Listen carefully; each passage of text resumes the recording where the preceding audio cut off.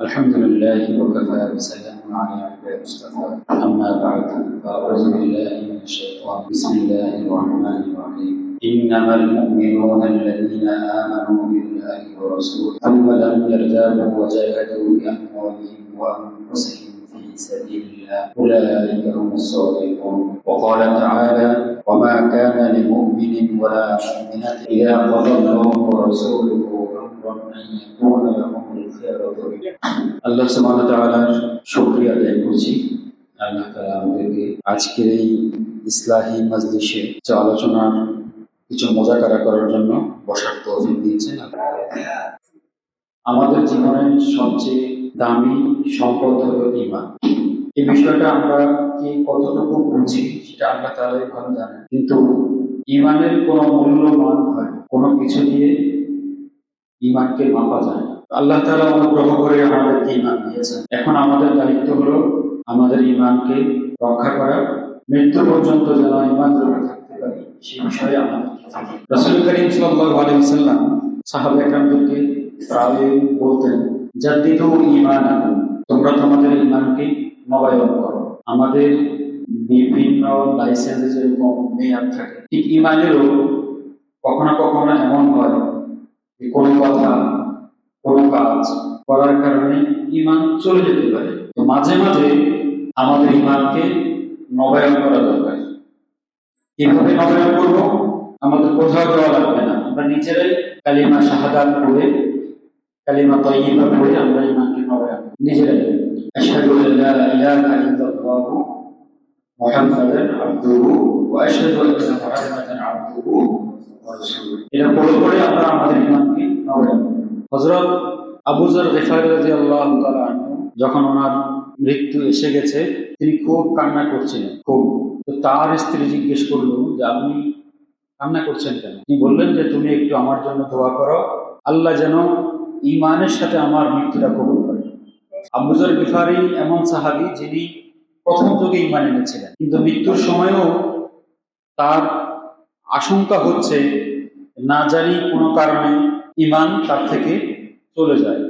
কিন্তু আমরা কেমন যেন নিশ্চিত হয়ে গেছি। একটা সময় ছিল এমন যখন ঈমানের বিপরীত বিষয়গুলো আমাদের আশেপাশে ছিল না অথবা কম ছিল, কিন্তু আমরা এখন যে যুগে বসবাস করি এই সময়টা আমরা এখন পার করছি, যেটাকে আমরা বিভিন্ন নাম, আধুনিক যুগ বা উন্নতির যুগ, বিভিন্ন নামে আমরা ডাকি। এখনকার সময়টা হচ্ছে এমন যে আমাদের চারপাশে এমন অসংখ্য বিষয় আছে যা আমাদের থেকে আমাদের ঈমানকে নিয়ে যেতে পারে। কাজেই ঈমানকে সংরক্ষণ করার স্বার্থে আবেগের জায়গা থেকে ইসলামকে ভালোবাসা এটা জরুরি। এর পাশাপাশি মাহাসিনে ইসলাম হলো ইসলামের সৌন্দর্যের বিষয়গুলো জ্ঞানগতভাবে জানা থাকা জরুরি। যদি ইসলামের বিধানগুলোর যেই সৌন্দর্যগুলো যদি আমাদের জানা থাকে তাহলে ইসলামের প্রতি আমাদের আত্মবিশ্বাস, আমাদের কলব থেকে ঈমানের প্রতি আমাদের দৃঢ়তা অনেক বাড়বে। আর যদি কেবল আবেগের জায়গা থেকে ইসলামকে চিন্তা করি তাহলে এবং ইসলামের বিধানগুলোর সৌন্দর্য, এর কার্যকারিতা এবং এর বহুমুখী ফলাফল যদি আমরা না জানি তাহলে ইসলামের বিপরীত যেই নিয়ম নীতিগুলো পৃথিবীতে চলছে সেগুলোর প্রতি আমরা আকৃষ্ট হয়ে পড়ব। এবং আল্লাহ না করুক যে দেখা যাবে কোনো একটা বিষয়ে ইসলামের বিধান একটা, মানুষের বানানো বিধান আরেকটা। আমাদের কাছে ইসলামের বিধানের চেয়ে মানুষের বিধানটা বেশি ভালো মনে হবে, বেশি চমৎকার মনে হবে, বেশি সুন্দর মনে হবে। এটাও ঈমান ভাঙার, ঈমান চলে যাওয়ার একটা কারণ। কোনো বিষয়ে ইসলামের চেয়ে অন্য বিষয়কে প্রাধান্য দেওয়া, ভালো মনে করা, এটা ঈমান ভাঙার একটা কারণ। কাজেই আমরা যারা মুসলিম আছি আমাদের প্রতিদিনকার পাঠ্য তালিকায় বা জ্ঞান অন্বেষণের তালিকায় এটা একটা বিষয় থাকা উচিত যে আমরা ইসলামের বিভিন্ন বিধান সম্পর্কে জানবো এবং ওই বিধানগুলো কিভাবে সমাজে প্রতিফলিত হলে কিভাবে সমাজ উপকৃত হয় সেটাও আমরা জানবো। তাহলে ইসলামের প্রতি আমাদের বিশ্বাস, দৃঢ়তা অনেক বাড়বে। ইসলামকে আমরা কিভাবে বুঝি? আমরা একদম গোড়া থেকে আলোচনা করি, তাহলে সুবিধা হবে। পৃথিবীতে ঐতিহাসিক কাল থেকেই কিছু প্রশ্ন আছে, যেই প্রশ্নগুলোর উত্তরের উপরে মানব সভ্যতা গড়ে ওঠে। সে প্রশ্নগুলো কি? কয়েকটা মৌলিক প্রশ্ন, যে এই পৃথিবী যা আমরা দেখতে পাচ্ছি, এটা কি কেউ সৃষ্টি করেছে, নাকি এটা একটা ঘটনাক্রমে সৃষ্টি হয়ে গেছে? একটা প্রশ্ন। আরেকটা প্রশ্ন হলো, যদি কেউ এই পৃথিবী সৃষ্টি করে থাকেন, তাহলে তিনি কি উদ্দেশ্যে সৃষ্টি করেছেন? নির্দিষ্ট কোনো উদ্দেশ্য আছে নাকি নাই? দ্বিতীয় প্রশ্ন। তৃতীয় প্রশ্ন হলো, এই পৃথিবী যে চলছে, এই যে শতকের পর শতক আসছে, এই পৃথিবীর শেষ কোথায়? এরপরে কি নতুন কোন জীবন আছে নাকি নাই? যদি থাকে, তাহলে সেটা কেমন? এই তিনটা মৌলিক প্রশ্ন এমন, এই প্রশ্নগুলোর উত্তরের উপরে মানব সভ্যতার বিভিন্ন কার্যক্রম পরিচালিত হয়। এখন এই প্রশ্নগুলোর জবাব আমরা কোথা থেকে নেব, এটা হলো বিষয়। ঠিক পৃথিবীর যেদিন পৃথিবী সৃষ্টি হয়েছে, এরপর থেকেই এই প্রশ্নগুলো সমাজে বিদ্যমান আছে, এবং এর উত্তরও আছে। উত্তর দুই ধরনের আছে। এক ধরনের উত্তর হলো, মানুষ নিজেই এর উত্তর দেওয়ার চেষ্টা করেছে, নিজ থেকে নিজের বুদ্ধি জ্ঞানকে ব্যবহার করে এর উত্তর দেওয়ার চেষ্টা করেছে। যেমন কেউ কেউ বলেছে যে পৃথিবী একটা ঘটনাক্রমে সৃষ্টি হয়েছে, একটা বিগ ব্যাং তথ্য দেওয়া হয়। এরপরে আরেকটা তথ্য আছে যে পরিবর্তন হতে হতে আজকের পৃথিবী এসে আমরা উপস্থিত হয়েছি, বিবর্তনবাদের তথ্য যেটাকে বলা হয়। এরকম বিভিন্ন তথ্য আছে। অর্থাৎ এই প্রশ্নগুলোর উত্তর মানুষ নিজে দেওয়ার চেষ্টা করেছে, এবং মানুষ বলেছে যে পৃথিবীর শুরুটা হয়েছে ঘটনাক্রমে, এটা কেউ সৃষ্টি করেনি, এবং এই পৃথিবীর শেষ বলতে আসলে কিছু নাই, কিংবা পরকাল বলতে আসলে কিছু নাই।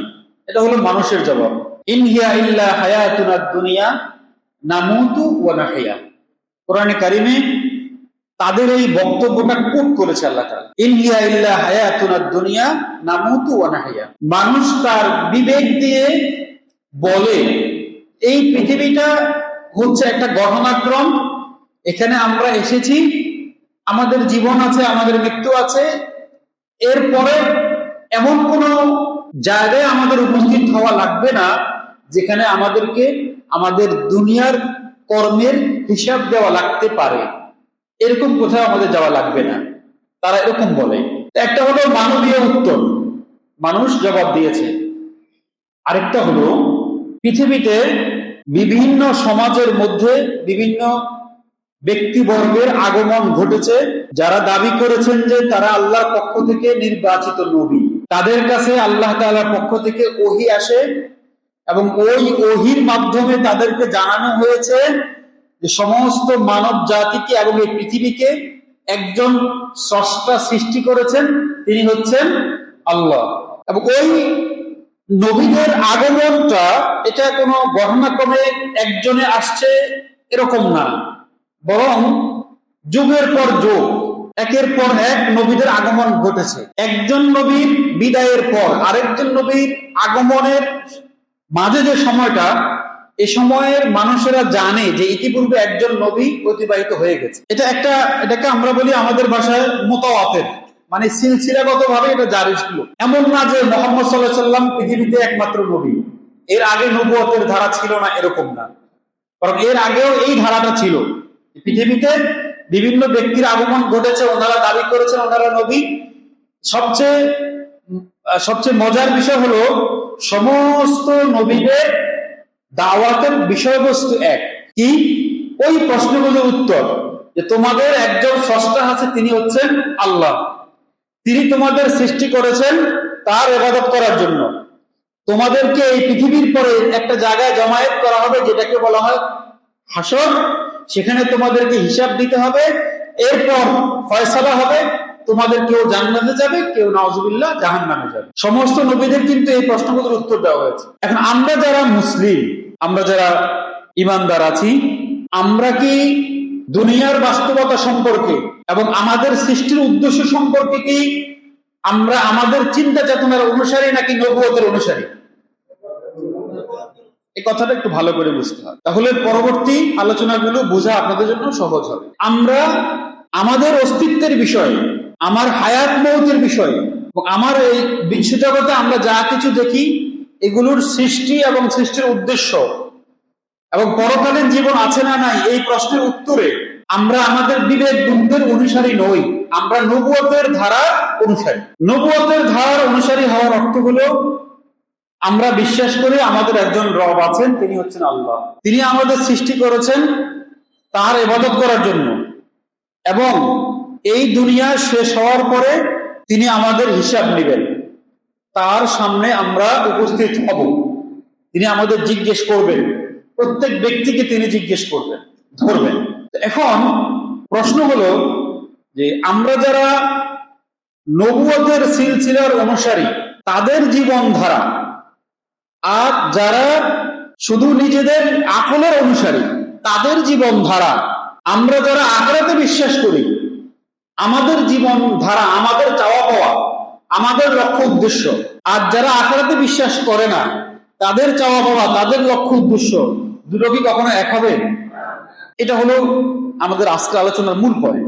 তাদের লক্ষ্য উদ্দেশ্য, যেহেতু তার কাছে আখিরাত নেই এবং সে কোনো কাজ করলে, কোনো একটা অপরাধ করলে বা কোনো একটা ঘটনা সংগঠিত হলে এটার জন্য তাকে জবাব দিতে হবে, এই অনুভূতি তার মধ্যে নাই। আর সে বিশ্বাস করে না পরকাল বলতে কিছু আছে, কিন্তু আমি বিশ্বাস করি যে আমার পরকাল আছে। তো তার জীবনের লক্ষ্য, তার চাওয়া পাওয়া, তার আইন কানুন, তার বিধিবিধান, তার রাষ্ট্র পরিচালনা, তার সমাজনীতি, তার পৌরনীতি, আর আমার জীবন ব্যবস্থা, আমার পরিবার, আমার সংসার, আমার সমাজ, দুটো কখনো এক হবে না, আলাদা হবে। কাজেই আমরা যারা নবুয়তের অনুসরণ করি, যখনই আমরা প্রাত্যহিক জীবনে কোনো কাজ করতে যাই, প্রথম প্রশ্ন আসবে যে এটা কি আমি যে রেসালাতের অনুসরণ করি, এটা কি ওই রেসালাত অনুমোদন করেছে না করেনি, এই প্রশ্নটা আসবে। কারণ আমি রেসালাতের অনুসরণ করি।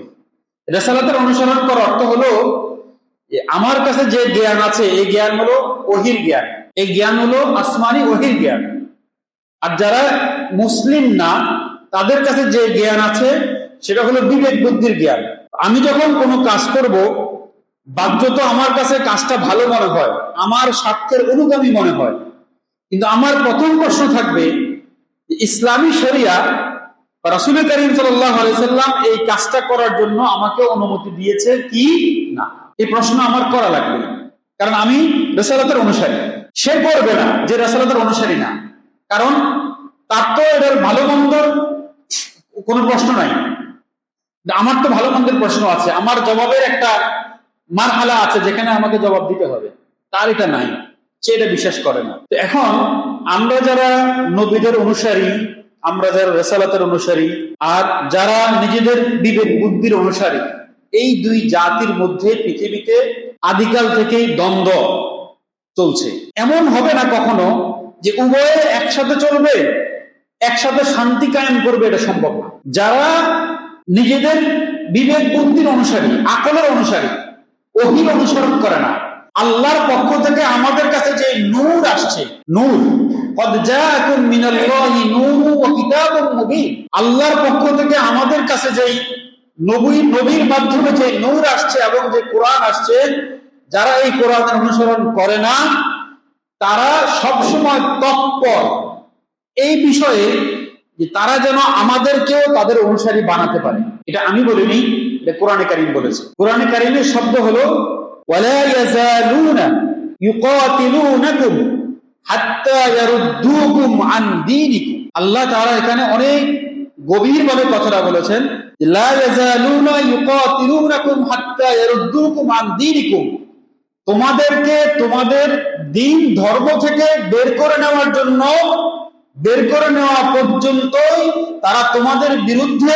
যুদ্ধ চালিয়ে যাবে। ইনিস্তাতাউ শব্দটা হলো শেষের শব্দ, যে ওয়ালা ইয়াজালুনা ইউকাতিলুনাকুম হাত্তা ইয়ারুদ্দুকুম আন দীনিকুম ইনিস্তাতাউ, তারা সর্বোচ্চ পরিমাণ চেষ্টা চালাবে ওহীর অনুসরণ থেকে বের করে নিয়ে তোমাদেরকে আকলের অনুসারী বানানোর জন্য, এবং এই জন্য যদি তাদের যুদ্ধ করার প্রয়োজন হয়, তোমাদেরকে হত্যা করার প্রয়োজন হয়, তখনও তারা সেটা হলেও করবে।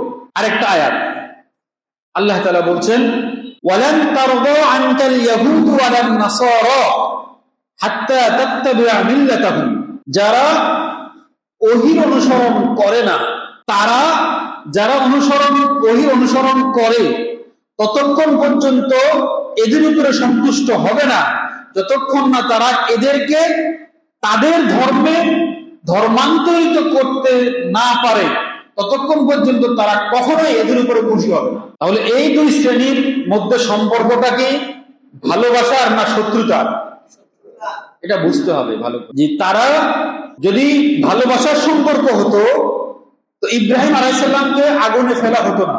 যদি ভালোবাসার সম্পর্ক হতো তো মুহাম্মদ সাল্লাল্লাহু আলাইহি সাল্লাম সিজদায় গেলে তার পিঠের মধ্যে উটের নাড়িভুড়ি দেওয়া হতো না।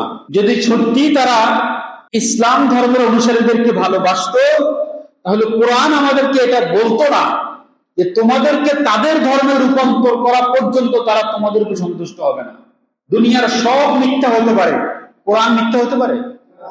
এখন এই উভয় শ্রেণীর মধ্যে যখন সম্পর্কটা হলো শত্রুতার, আমরা চাই আমরা ইমানের উপর থাকবো, আমরা রিসালাতের উপর থাকবো, আমরা কোরআনের উপরে থাকবো, আর তারা চায় আমাদেরকে ইমান থেকে বের করে নেবে, আমাদেরকে নবুয়তের ধারা থেকে বের করে নিয়ে আকলের অনুসারী বানাবে, আমাদেরকে ইমান থেকে বের করে নিয়ে যাবে। যখন এই দ্বন্দ্ব, এই দ্বান্দ্বিক অবস্থায় তাদের কোনো চিন্তা চেতনা, তাদের কোনো মতবাদ, তাদের কোনো আদর্শ গ্রহণ করার আগে আমাদেরকে চিন্তা করতে হবে যে তারা যে আদর্শ আমাদেরকে দিচ্ছে, এখানে এমন কোনো কৌশল থাকতে পারে, এমন কোনো বিষ থাকতে পারে যা দিয়ে সে মূলত আমার ইমানকে নিয়ে যাবে। আল্লাহু আকবার, লা ইলাহা ইল্লাল্লাহ। ইসলামী জীবনের সৌন্দর্যটা কোথায় একটু আমরা বুঝি। জাগতিক যে কোনো বিষয়ে ইসলামেরও সমাধান আছে, আবার যারা রিসালাতের অনুসারী নয়, যারা বিবেক বুদ্ধির অনুসারী, তাদেরও সমাধান আছে। এখন তাদের সমাধান এবং ইসলামের সমাধান দুটোকে যখন আমরা একসাথে করব, তো আমরা যারা মুসলিম ইসলামকে ভালোবাসি, এই কারণে আমরা বলবো যে ইসলাম একটা ভালো। কিন্তু আমাদেরকে একটু পড়াশোনা করে বা বাস্তবতার আলোকে একটু চিন্তা করতে হবে যে আসলে কোনটা ভালো। নিশ্চয়ই আমরা বলবো ইসলাম একটা ভালো, কিন্তু ইসলামটা কিভাবে ভালো এটা এখন আমাদের বুঝতে হবে। কারণ দীর্ঘ সময় ধরে আমরা পশ্চিমাদের চিন্তা চেতনা, তাদের মতবাদ আমরা আমাদের সমাজে লালন করে চলেছি। ঠিক এই অবস্থায় ইসলাম যে সুন্দর, ইসলাম যে ভালো, এটা আমরা কিভাবে বুঝবো? বর্তমান সময়ে কয়েকটা বিষয় দ্বান্দ্বিক। একটা হলো ধরেন হিউম্যানিজম, মানবতাবাদ। পশ্চিমের সবচেয়ে বড় অস্ত্র, সবচেয়ে বড় বুলি হলো মানবতাবাদ। এবং আমাদের এই অঞ্চলে যারা ওদিকে যায়, ওদিকে পড়াশোনা করে, ওখানে বসবাস করে, আমরা প্রায় তাদের মুখে শুনি যে পশ্চিমারা অনেক মানবিক, তাদের মধ্যে অনেক মানবতা বোধ আছে। আমরা যারা বাঙালি আছি আমাদের মধ্যে কোনো মানবতা নাই, আমরা যারা মুসলমান আমরা খুব খারাপ। এরকম গদবাঁধা কথা আমাদের সমাজের কিছু যারা উচ্চশিক্ষিত শ্রেণী তারাও বলে, আর যারা ওখানে বসবাস করে তারাও বলে তারা খুব মানবিক, তাদের দেশে অনেক আইন, অনেক মানবিকতা আছে, তারা খুব ভালো।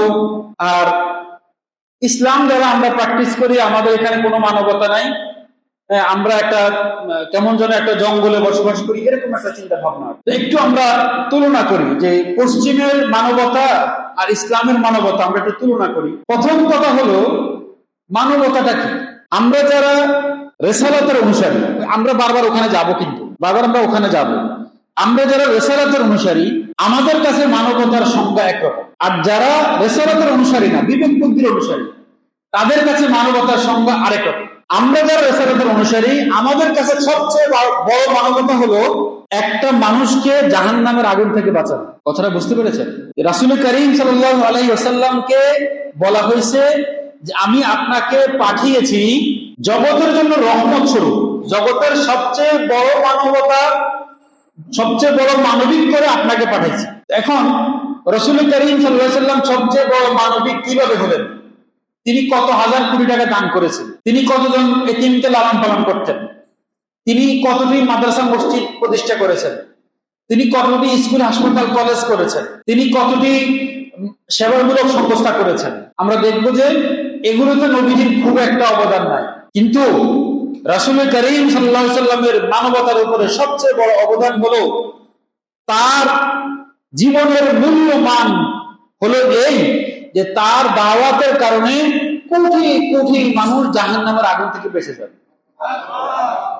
এটার চেয়ে বড় মানবতা আর কি হতে পারে বলেন আমাকে। রাসূল করিম সাল্লাল্লাহু আলাইহি সাল্লাম বলেন যে তোমাদের মধ্যে আমার উদাহরণ হলো কেউ একটা মোমবাতি জ্বালালো, আর ওই মোমের যে আগুন জ্বলে, আগুনের মধ্যে বিভিন্ন পোকামাকড় এসে পড়ে, আর আমার দায়িত্ব হচ্ছে এই পোকাগুলোকে দূরে সরা দেওয়া, মানে তোমাদেরকে জাহান্নামের আগুন থেকে বাঁচানো। উম্মতকে, উম্মতের একটা আদনা সদস্যকে, উম্মতের একটা ছোট্ট একটা গরিব মানুষকে জাহান্নামের আগুন থেকে বাঁচানোর জন্য নবীজির যে ফিকির ছিল, যে নবীজি রাতে ঘুমাতে পারতেন না, না দিনে ঘুমাতে পারতেন না রাতে ঘুমাতে পারতেন, আর নবীজি তো দেখতেন যে উম্মত কোন দিকে যাচ্ছে।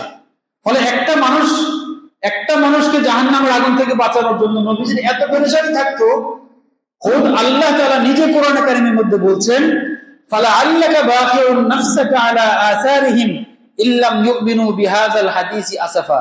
আরে এরা ঈমান আনবে না, এই পেরেশানিতে কি আপনি নিজেকে ধ্বংস করে দিবেন? মানে নবীজি এতটাই পেরেশান হতেন যে নিজের প্রাণ যেন চলে যাবে, যে ওরা কেন ঈমান আনে না। আমি বলছি না যে জাগতিক মানবিক কাজগুলো, এই যে স্কুল হাসপাতাল মাদ্রাসা কলেজ সেবা, এগুলো সেবা না, আমি সেটা বলছি না। আমি বলছি সেবার মূল মানদণ্ড আমাদের কাছে হলো একটা মানুষকে যদি আমরা জাহান্নামের আগুন থেকে বাঁচাতে পারি দাওয়াতের মাধ্যমে বা অন্য কোনো মাধ্যমে, তো এটা হলো সবচেয়ে বড় মানবিকতা। সবচেয়ে বড় মানবিকতা এটা। একটা মানুষ যদি ধরেন রেল লাইনের উপর দিয়ে হাঁটছে, তার কানে হেডফোন এবং সে গান শুনছে, ফলে পিছন দিক থেকে যে ট্রেন আসছে তার খবর নেই, দৃশ্যটা আপনি দেখতে পাচ্ছেন। এখন আপনি দেখছেন যে ট্রেন এত কাছাকাছি চলে আসছে যে এই মুহূর্তে যদি তাকে ধাক্কা দিয়ে ফেলে না দেওয়া হয় তাহলে নিশ্চিত সে কাটা পড়বে। আবার আপনি যদি তাকে ধাক্কা দেন তাহলে সে পড়ে গিয়ে তার হয়তো হাত পাও দুই একটা ভেঙে যেতে পারে। আপনি কি করবেন? তাকে বাঁচাবেন না? ধাক্কা তো দিবেন অবশ্যই, অবশ্যই তাকে আপনি ধাক্কা দিয়ে তাকে বাঁচাবেন। কেন? কারণ যদি তাকে এই মুহূর্তে না বাঁচানো হয় তাহলে ট্রেনে সে নিশ্চিত কাটা পড়বে, এবং এই দৃশ্য যারা দেখবে তারা সবাই আপনার প্রশংসা করবে, করবে না? যে আপনি অনেক বড় মানবিক, কারণ আপনি তাকে বাঁচিয়েছেন। তো ইসলামের মানবিকতার জায়গাটা হলো এটা যে কাউকে কষ্ট দিয়ে হলেও যদি তার ইমানটা বাঁচানো যায় তাহলে এটা অনেক বড় মানবিক একটা কাজ, অনেক বড় একটা মানবিক কাজ। তো এখন মানবতাবাদের বিষয়টা আমরা একটু আলোচনায় আসি। হিউম্যানিজম, পশ্চিমের যে মানবতাবাদ, সেটা আসলে কি? সেটা হলো দুইটা বিষয়। একটা হলো মানুষকে তার অধিকার দাও যত দূর পর্যন্ত সে যেতে পারে, মানুষকে তার অধিকার দাও যত দূর সে যেতে পারে। এখন যেতে যেতে যেতে যেতে অবস্থা এমন হয়ে গেছে যে তার না পরিবার আছে, না তার সংসার আছে, না তার সোশ্যাল কোনো সামষ্টিকতা আছে, কোনো কিছু নাই। সে নিজের প্রবৃত্তির অনুসরণ করতে করতে করতে করতে সে নিজেকে হারিয়ে ফেলেছে। কিন্তু ইসলাম মানুষকে মানুষের মানব অধিকার দিতে গিয়ে ইসলাম সীমানা বাইন্ডিংস করে দিয়েছে যে এর বাইরে যাওয়া যাবে না। কোরআনে কারীমে আল্লাহ তাআলা একটা আয়াতের মধ্যে বলছেন ওয়ালা তাকুনু কাল্লাযীনা নাসুল্লাহা ফাআনসাহুম আনফুসাহুম, তোমরা তাদের মতো হয়ো না যারা আল্লাহকে ভুলে যাওয়ার কারণে আল্লাহ তাদের নিজেদেরকে ভুলিয়ে দিয়েছে। তোমরা তাদের মতো হয়ো না যারা আল্লাহকে ভুলে গেছে, ফলে আল্লাহ তাদের নিজেদেরকে ভুলিয়ে দিয়েছে। এখন নিজেদেরকে ভুলিয়ে দেওয়ার অর্থটা কি? সাধারণত একটা পাগল তো নিজেকে ভুলে না, নিজের প্রয়োজনের সময় খাবার সংগ্রহ করে খায়। তো ভারতের একজন বিখ্যাত আলেম সৈয়দ আবুল হাসান আলী নদভী রাহিমাহুল্লাহ তিনি বলেন যে কোরআনের এই আয়াতের অর্থ আমার অনেকদিন বুঝে আসছিল না। তা আমি একবার দাওয়াতি সফরে আমেরিকায় গেলাম। সেখানে আমি যখন ফজর পড়ে যেখানে আমার আলোচনা হবে সেখানে আমি যাব, গাড়িতে করে যাচ্ছি। তো আমি দেখলাম যে আমেরিকান নারীরা তাদের বাচ্চাদেরকে স্কুলে নিয়ে যাচ্ছে, বাচ্চা তার বাম হাতে, আর তাদের লালিত যে কুকুর এটা তার কাঁধে। বাচ্চা কান্নাকাটি করছে, বাচ্চাকে সে কোলে নিচ্ছে না। এটা হলো একটা মনস্তাত্ত্বিক বিষয়। এই বাচ্চা আসলে আমার কি কাজে লাগবে, কিন্তু এই কুকুর তো আমার সঙ্গী হয়ে থাকবে। ওয়ালা তাকুনু কাল্লাযীনা নাসুল্লাহ ফাআনসাহুম আনফুসাহুম, নিজেকে ভুলে গেছে। নিজেকে ভুলে যাওয়ার অর্থ হলো নিজের স্বার্থ ভুলে যাওয়া, নিজের স্বার্থ ভুলে যাওয়া, নিজের কোনটা নিজের উপকারী হবে এটা ভুলে যাওয়া। পশ্চিমের মানবতা বোধ যদি আমরা একটা হিসাব দেই, বিগত 100 বছরের একটা হিসাব দেন, শুধুমাত্র দুটো বিশ্বযুদ্ধের হিসাব দেই আমরা। প্রথম বিশ্বযুদ্ধ 1914 থেকে 1919 সাল পর্যন্ত, এই 6 বছরে প্রায় 96 লাখ মানুষ খুন হয়েছে, 96 লাখ। দ্বিতীয় বিশ্বযুদ্ধ 1935 থেকে 1938 থেকে 1945 পর্যন্ত, এই 8 বছরে 6 কোটি মানুষকে হত্যা করা হয়েছে, 6 কোটি। তাহলে প্রথম বিশ্বযুদ্ধে 1 কোটি, দ্বিতীয় বিশ্বযুদ্ধে 6 কোটি, মোট 7 কোটি মানুষ। 7 কোটি মানুষের রক্তের উপরে তাদের সভ্যতা দাঁড়িয়ে আছে। আমাদের এখানকার মানুষ অনেক সময় মধ্য এশিয়ার মানুষদের দরিদ্রতার কারণ হিসাবে ইসলামকে দায়ী করে। কি এটা আছে না আপনাদের সমাজে? মানে আমাদের এই অঞ্চলের মধ্য এশিয়ার, আমরা যারা বাংলাদেশ, ভারত, পাকিস্তান, আফগানিস্তান, তারপরে এদিকে ইরান, ইরাক সহ যে মধ্য এশিয়ার যে দরিদ্র মানুষগুলো যারা আমরা আছি, আমরা যারা মুসলমান আছি, আমরা কিছুটা দরিদ্র। ইউরোপের মতো আমাদের কি নাই, সে পরিমাণ সম্পদ নাই। তো এটার এই যে আমরা যে দরিদ্র, এটার পিছনে দায়ী করা হয় কাকে? ইসলামকে। স্পেসিফিক যদি ইসলামকে নাও করে, আলেম ওলামাকে দায়ী করা হয়। এটা নিশ্চিত, এটা বলা হয় যে মাদ্রাসায় পড়ে এখানে তৈরি করা হচ্ছে বেকার। আসলে পশ্চিমের যে উন্নতি, সেটার পিছনের ইতিহাসটা কি আপনারা একটু পড়ে দেখেছেন? পশ্চিমের আজকের যে ইউরোপ, সেখানকার যে অর্থনৈতিক উন্নতি, এটার পিছনের ইতিহাস কি? উপনিবেশ যে তারা কায়েম করেছে আমাদের এই অঞ্চলে, 200 বছর ব্রিটিশ এই উপমহাদেশ থেকে কি পরিমাণ সম্পদ লুট করেছে? 45,000 বিলিয়ন ডলার, যেটা বর্তমানে ব্রিটেনের যুক্তরাজ্যের 13 বছরের বার্ষিক আয়ের সমান। 200 বছর এখান থেকে লুট করেছে। এখান থেকে কাঁচামাল, টাকা, সম্পদ লুট করে, এখানকার দরিদ্র মানুষকে লুট করে, এখান থেকে পুঁজি নিয়ে সেখানে শিল্প উন্নয়ন করেছে। ফ্রান্স 200 বছর থেকে আফ্রিকার বিভিন্ন রাজ্যে উপনিবেশ কায়েম করে রেখেছে। এখনো আফ্রিকার বিভিন্ন অঞ্চলে ফ্রান্সের উপনিবেশ আছে, যেখান থেকে তারা স্বর্ণ, বিভিন্ন ধরনের খনিজ সম্পদ তারা চুরি করে নিয়ে যায়। তো এরকম উপনিবেশ কায়েম করে করে আমাদের সম্পদ তারা লুটে নিয়ে তারা এখন আধুনিক, আর আমাদের সম্পদ তারা নিয়ে গেছে, আমরা দরিদ্র হয়ে গেছি। কারণ হিসেবে দেখানো হয় ইসলামকে, অথচ ইসলাম এখানে ফ্যাক্টর না। এখানে বিষয় ছিল আমরা শাসিত, আমাদের শাসন করা হয়েছে, তারা শোষণ করেছে আমাদেরকে, আমাদের থেকে তারা শোষণ করে নিয়ে তাদের অর্থনৈতিক অবস্থা উন্নতি করেছে, আমাদের অবস্থা এখন খারাপ, কিন্তু এটার জন্য দায়ী করা হয় ইসলামকে। কি আজব! পশ্চিমের যে মানবতাবোধ, সেটা সিলেক্টিভ। জাতিসংঘের যেই মানবতার যেই আপনার আছে, সেখানে যে কথাগুলো বলা আছে, আমরা যদি বিগত 2 বছর ফিলিস্তিনের যে পরিমাণ মানুষ মারা হয়েছে, পুরো ইউরোপ, পুরো আমেরিকার পুরো অঞ্চল সবাই চুপ কেন? এই যে মানবতাবোধ বলা হয়, একটা কুকুরকে, ওদের একটা কুকুরকে যদি কেউ আঘাত করে, সেটার জন্য পুরো পৃথিবী জেগে উঠে। আর আমাদের প্রায় 60,000 মানুষকে ফিলিস্তিনে গত 2 বছরে মেরে ফেলেছে, কেউ একটা আওয়াজ করেনি। আমরা বলি তারা বেশি মানবিক। ইসলামের দিকে এবার একটু আসেন। রাসূল করিম সাল্লাল্লাহু আলাইহি ওয়াসাল্লাম কি বলেছেন? আল্লাহু আকবার। রাসূলের জমানা থেকে শুরু করে সাহাবা একরামের জমানা যদি আমরা একটু পড়াশোনা করি, আমরা দেখব নবীজির কাছে যারা দাস হয়ে এসেছে, নবী সাল্লাল্লাহু আলাইহি সাল্লাম সাহাবা একরামকে বলছেন, তুমি যেটা আহার করবা, তোমার যেই গোলাম সেও তা আহার করবে। নবীজি বলেছেন, তোমাদের মধ্যে কেউ প্রকৃত মুমিন হতে পারবে না যতক্ষণ না সে নিজের জন্য যা পছন্দ করে তার ভাইয়ের জন্য সে তা পছন্দ না করে। ইসলামের মানবতাবোধ সাহাবা একরাম রাদিয়াল্লাহু তাআলা আলাইহিম আজমাইনের মধ্যে খুব প্রবল ভাবে ওই যে পরকালীন বিশ্বাসের কারণে প্রত্যেকটা বিষয় তারা খেয়াল করতেন।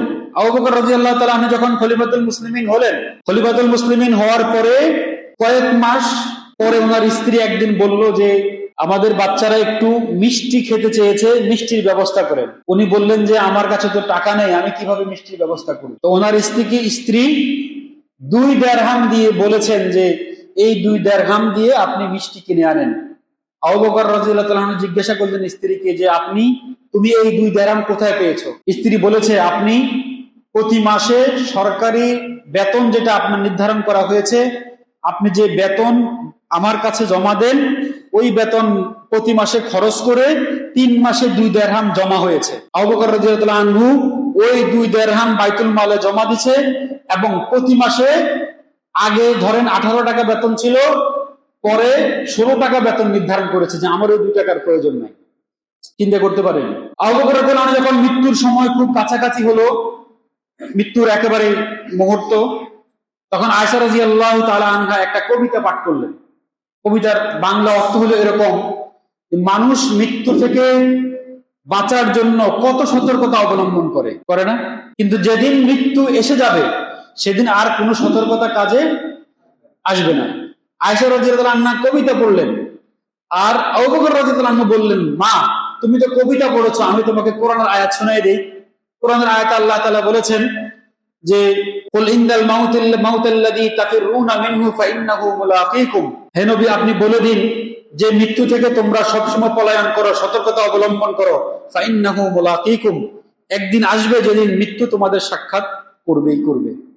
একথা বলার পর আবু বকর রাদিয়াল্লাহু আনহু যখন একেবারে মৃত্যু চলে আসছে, তিনি আয়েশা রাদিয়াল্লাহু তাআলা আনহাকে বললেন, আয়েশা আমার ওই পুরনো 2টা কাপড় আছে, 2টা কাপড় ধুয়ে দাও। আয়েশা রাদিয়াল্লাহু জিজ্ঞাসা করলেন কেন? আবু বকর রাদিয়াল্লাহু আনহু বললেন যে ওই 2টো পুরনো কাপড় দিয়ে আমার দাফন কাজ সম্পূর্ণ করবে, কারণ নতুন কাপড় জীবিত মানুষরাই বেশি হকদার মৃত মানুষের তুলনায়, সুতরাং নতুন কোনো কাপড় দিয়ে আমাকে দাফন করবে না, আমাকে আমার পুরাতন কাপড় দিয়ে দাফন করবে। এই যে সূক্ষ্ম সূক্ষ্ম যে চিন্তাগুলো আসে ওনাদের ভিতরে, কেন?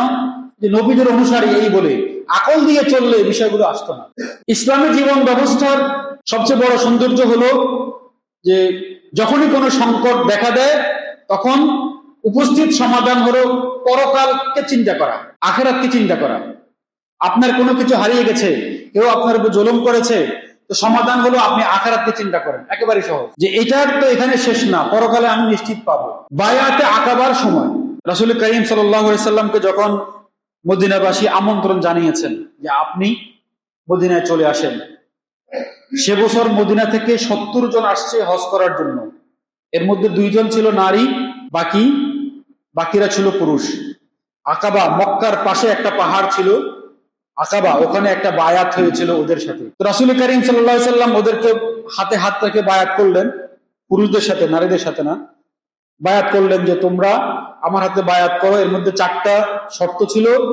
সর্বশেষ একটা শর্ত ছিল এই যে তোমরা আমাকে নিরাপত্তা দিবে যেভাবে তোমরা তোমাদের স্ত্রী সন্তানকে নিরাপত্তা দাও। তো তারা বলল, ইয়া রাসূলুল্লাহ আমরা রাজি। বারা ইবনে আযিব তিনি দাঁড়িয়ে বললেন, ইয়া রাসূলুল্লাহ আমরা যে আপনাকে আমাদের স্ত্রী সন্তানের চেয়েও বেশি নিরাপত্তা দেব, বিনিময়ে আমরা কি পাবো? এখন আমরা হলে কি বলবো? তোমরা রাজত্ব পাইবা। রাজত্ব পেয়েছে না, আনসারীরা শেষ পর্যন্ত বিজয় লাভ করেছে না। পৃথিবীতে তাদের বিজিত অঞ্চল তখন কম ছিল, কিন্তু রাসূল করিম সাল্লাল্লাহু আলাইহি সাল্লাম খুব সহজ করে বললেন যে আল্লাহ তোমাদেরকে জান্নাত দিবে।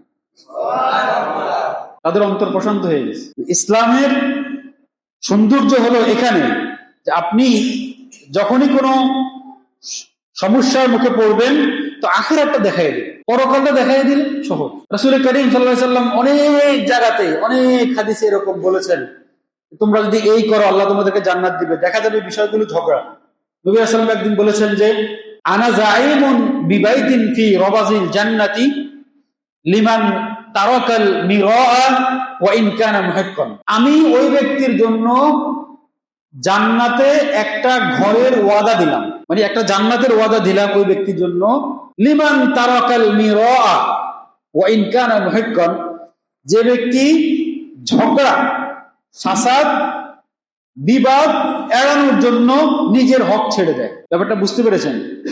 যে ভেজাল বা ঝগড়া এড়ানোর জন্য নিজের হক ছেড়ে দেয়। ঠিক আছে ভাই, তুমি নিয়ে যাও। আল্লাহ রাসূল বলেন যে ব্যক্তি এই ঝগড়া এড়ানোর জন্য কথাবার্তা বাড়তে থাকবে, বাক বিতণ্ডতা হবে এবং এক পর্যায়ে হাতাহাতি মারামারি হবে। এগুলো এড়ানোর জন্য যে ব্যক্তি নিজের হক ছেড়ে দিছে, আল্লাহ রসুল বলেন আনা জাইমুন, আমি দায়িত্ব নিলাম। রসুল দায়িত্ব নেওয়া মানে নিশ্চিত হওয়া, তাই না ভাই? আমি নিশ্চিত, আমি দায়িত্ব নিলাম, তার জন্য জান্নাতের মাঝখানে একটা ঘরের দায়িত্ব নিলাম।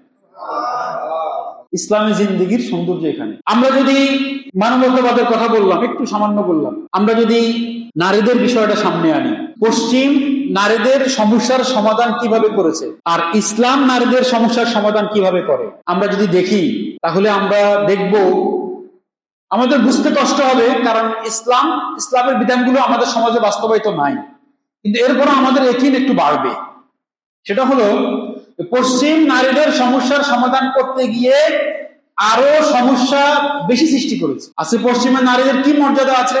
তো আমাদের এখানে শুধু ইসলামের কারণে, শুধু ইসলাম বলার কারণে আমার মা, আমার স্ত্রী, আমাদের মেয়েরা আমাদের কাছে যত নিরাপদ, যতটা ভালো, শুধু ইসলামের কারণে যতটা তারা ভালো আছে, পৃথিবীর আর কোথাও কোনো ব্যক্তির কাছে তার মা, তার স্ত্রী, তার মেয়ে এতটা ভালো আছে?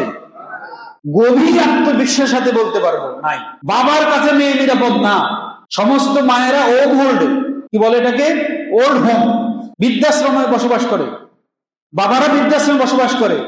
আর আমি ইসলামের কারণে রাতের বেলা উঠি, দেখি যে ফ্যানের সুইচটা কি বাড়ালে মায়ের ভালো লাগবে নাকি কমাইলে ভালো লাগবে। ইসলামের কারণে দেখি, ইসলাম আমাকে বলেছে। তারা আমাদের নারী অধিকার শেখায়। রাসূল করিম সাল্লাল্লাহু আলাইহি সাল্লাম নারীদের ব্যাপারে কি বলেছেন? মায়েদের ব্যাপারে তো নবীজি কি আল্লাহ তাআলাই কোরআনে কারিমে এমন এমন শব্দ ব্যবহার করেছেন, আমি আশ্চর্য হয়ে যাই যে পৃথিবীতে আল্লাহর কাছে সবচেয়ে বড় অপরাধ কি?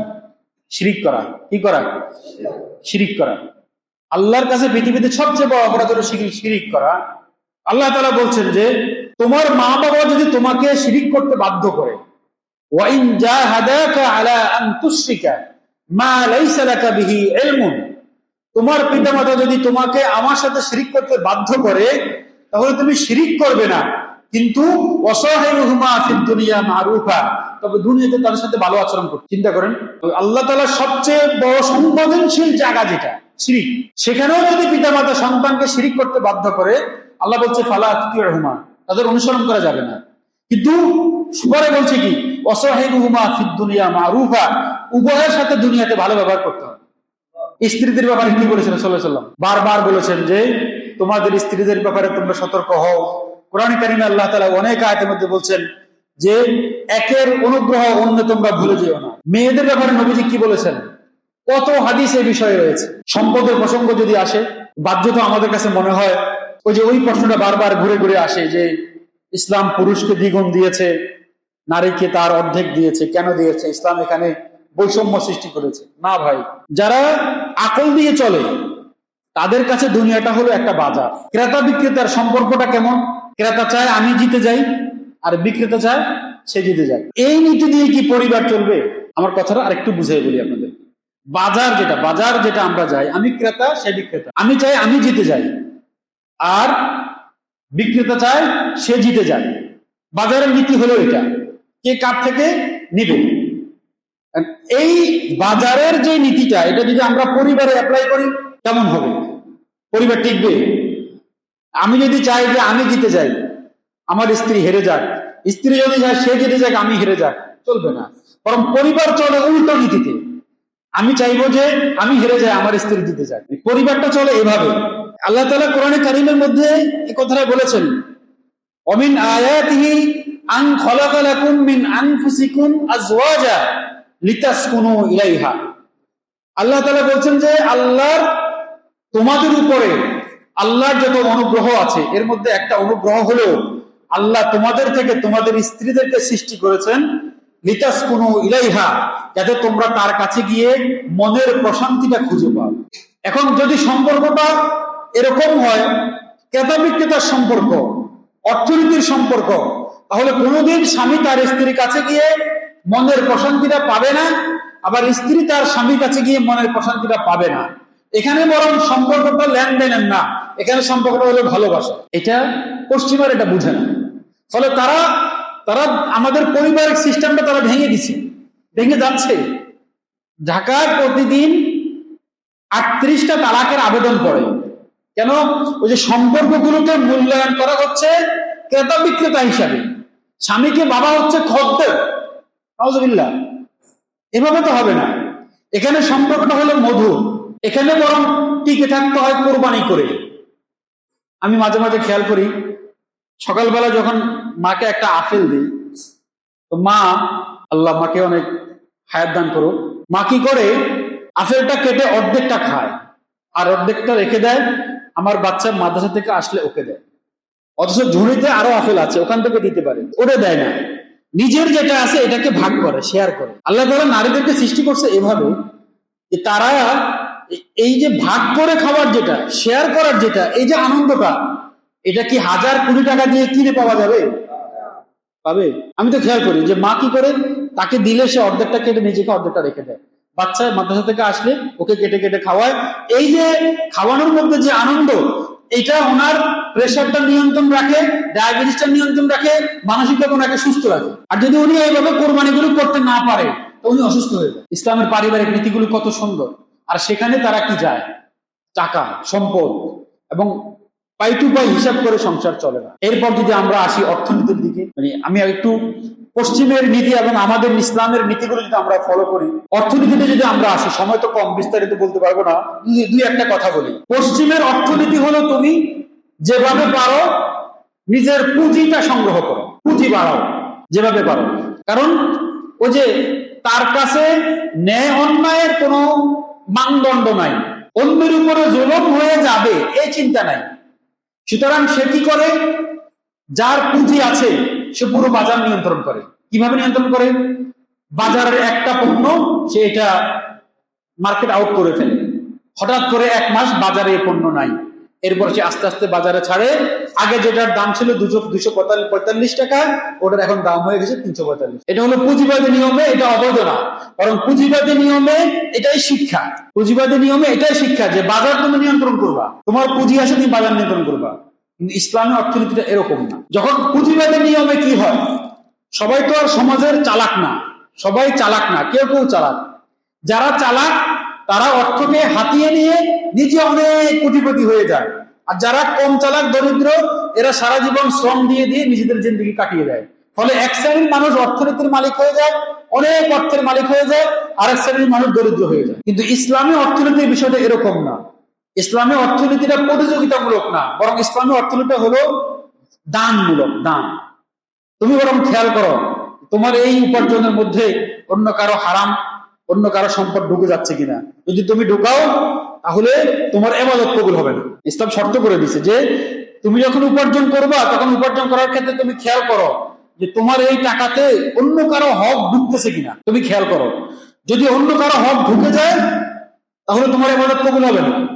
এখন ইবাদত কবুল হবে না এই ভয়ে একজন মুসলিম কি করে না, হারামের দিকে যায় না। কিন্তু যার ইবাদত কবুল হওয়া না হওয়ার প্রশ্ন নাই, যার আখিরাতের প্রশ্ন নাই, যার পরকালীন জীবনে আল্লাহর সামনে দাঁড়ানোর বিষয়টা যার মাথায় নাই, তার অর্থনৈতিক ব্যবস্থা আর যার আল্লাহর সামনে দাঁড়ানোর ভয় আছে তার অর্থনৈতিক ব্যবস্থা দুটো কি এক হবে না আলাদা হবে? আলাদা হবে। কিন্তু এখন আমরা চলতেছি যেভাবে, আমাদের নারী নীতি সেটাও পশ্চিমের দেওয়া, আমাদের পারিবারিক নীতি সেটাও পশ্চিমের দেওয়া, আমাদের অর্থনীতি সেটাও ওই যে অবিশ্বাসীদের দেওয়া, যারা রেসালাতে বিশ্বাস করে না। আমাদের যত ধরনের নিয়ম নীতি আছে সব কিছু তাদের দেওয়া। ফলে আমরা মুসলিম বটে, কিন্তু ইসলাম প্র্যাকটিস করলে যে পৃথিবীতে শান্তি পাওয়া যায় এটা আমরা পাচ্ছি না, এটা হলো মূল সমস্যা। এখন আমরা আলোচনা শেষ। যে কথাটা আমি আপনাদের শেষ ফলাফল হিসেবে দিতে চাই সেটা হলো ইসলামের বিধানগুলোকে আপনি জেনে জেনে বুঝে বুঝে এটার মধ্যে কি কি উপকার আছে আমরা একটু খেয়াল করব। ইসলামের মূলনীতিগুলো কেমন, কোনটা বেশি সুন্দর এবং এটা কেন সুন্দর, নবী সাল্লাল্লাহু আলাইহি ওয়াসাল্লাম এই বিষয়ে কি কি বলেছেন, এগুলো একটু দেখে দেখে একটু আমরা যদি খেয়াল করি তাহলে ইসলামের প্রতি আমাদের আস্থা বাড়বে।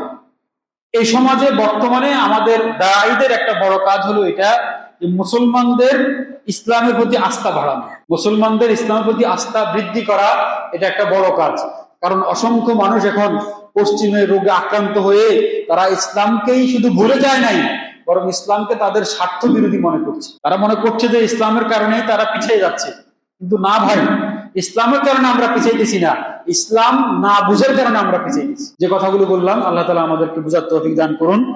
যদি কোনো ভুল কথা বলে থাকি আল্লাহ তাআলা আমাদেরকে ভুল কথা ভুলাইয়া দেন এবং আমাদেরকে মাফ করে দেন। ওয়া আখিরু দাওয়ানা আনিল হামদুলিল্লাহি রাব্বিল আলামিন।